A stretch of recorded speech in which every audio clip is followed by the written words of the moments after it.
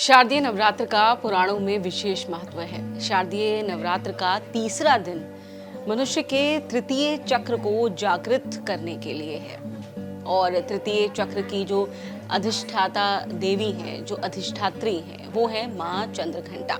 इनके मस्तक पर घंटे के आकार का अर्धचंद्र है और इसीलिए माँ का नाम चंद्रघंटा पड़ा। माँ का रूप बहुत ही सौम्य है, लेकिन आपको बता दें कि ये महाआकर्षण की देवी है। दसों दिशाओं से अगर मनुष्य को रक्षा चाहिए, आकर्षण चाहिए, तो माँ चंद्रघंटा की पूजा की जानी चाहिए। यही नहीं, अगर मंगल ग्रह से संबंधित कोई भी दोष है आपकी कुंडली में, तब भी आप माँ चंद्रघंटा की विशेष उपासना कीजिए। और यही वजह है कि इनकी उपासना में तांबे का सिक्का आप रख सकते हैं, लाल पुष्प रख सकते हैं, लाल वस्त्र माँ को अर्पित कर सकते हैं। माँ की पूजा मणिपुर चक्र को विशेष रूप से मजबूत करती है। ये व्यक्ति के मन मस्तिष्क को इतना मजबूत कर देती है कि वो किसी भी प्रकार के शत्रु को हरा सकता है। और इसीलिए माँ महिषासुर मर्दिनी भी इन्हें कहा जाता है। वो क्यों कहा जाता है, ये भी आपको बताते हैं।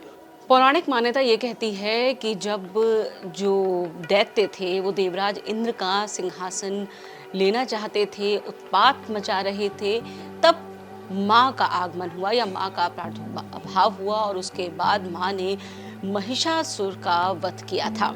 इसके बाद देवता ब्रह्मा विष्णु महेश के पास पहुंचे थे और उन्होंने ये कहा था कि हमें इन दैत्यों से किस तरीके से मुक्ति मिलेगी। देवता गणों के क्रोध प्रकट करने पर एक जो दैवीय ऊर्जा निकली थी और उन्होंने देवी का अवतार लिया। यही देवी माँ चंद्रघंटा थी।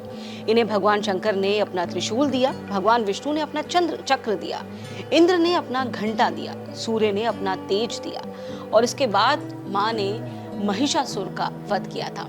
और इसीलिए माँ चंद्रघंटा को महिषासुर मर्दिनी भी कहा जाता है।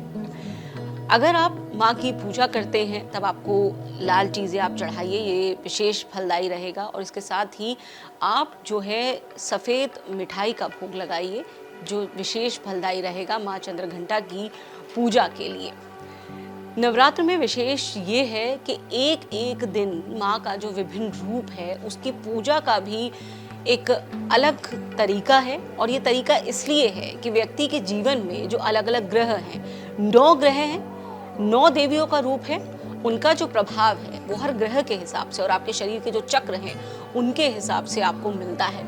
और इसीलिए कहा जाता है कि नवरात्र में हर दिन की जो विशेष पूजा है, अगर ये उसी पद्धति से साधक या फिर भक्त कर लेता है तो उसे अत्यंत शुभ लाभ मिलता है।